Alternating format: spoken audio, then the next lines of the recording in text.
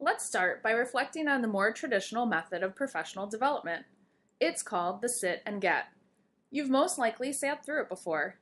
Maybe you even booked a vacation, checked your Facebook, or found new dinner recipes during this time. As we reflect, let's consider the purpose for professional development. Is it training or learning? We would expect that student learning is personalized and differentiated.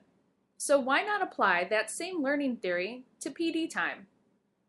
In the classroom, educators have goals and objectives for student learning. The way they get there can vary from teacher to teacher. So if our goal is growth and learning for educators, let's start with providing them actionable purpose. When we provide learners with a purpose they can act on, it gives them a point where they can begin to research ideas, strategies, methods, and tools to meet that goal. Throughout the process of investigation, educators may discover new ideas that we never could have provided them during a traditional sit and get. This starting point could take them a little time, or they may need extended time to learn, and that's okay. We want educators to feel comfortable with a new idea before moving on and making the leap in their classroom. Much like our students, when educators are researching an area they have identified as important to their professional growth, the willingness to integrate that learning into their instructional practices, daily routines, or professional conversation is increased. Furthermore, educators are much more likely to take innovative risks within their practice when they have been given the choice as to the what, when, where, and how. It isn't surprising that in the Perspectives of Irreplaceable Teachers study conducted in 2013, 40% of respondents said there was insufficient time to reflect or collaborate. When we think about developing our irreplaceable educators, we must also acknowledge that the time for reflection is also irreplaceable.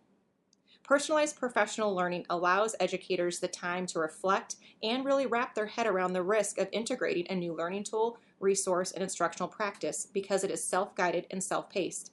It also promotes continual growth through ongoing collaboration and sharing.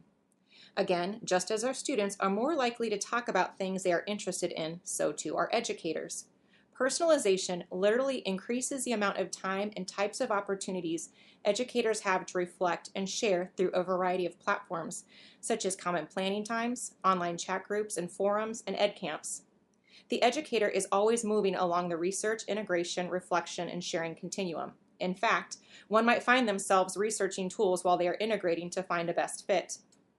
PD should always allow educators to integrate technology in a just-in-time manner. Instead of past practices of learning a new tool or resource in isolation, educators are now responsible for growing and reflecting their own craft. As they experiment and integrate their learning, they identify the tools they need additional support with. As educators share out their learning, they are continuously exposed to a variety of innovative tools. With only a handful of days earmarked for professional learning, we have to rethink what professional development means and when it takes place. We have to maximize the time for educators to learn and grow. One way for educators to find just-in-time professional development is through joining the Twitter community. While it may seem overwhelming, you just start small. Find some colleagues who are already using Twitter regularly and follow them. They can help you find professionals and new ideas. Find a hashtag you're interested in, like hashtag EdChat, hashtag leadership, or hashtag EdTech.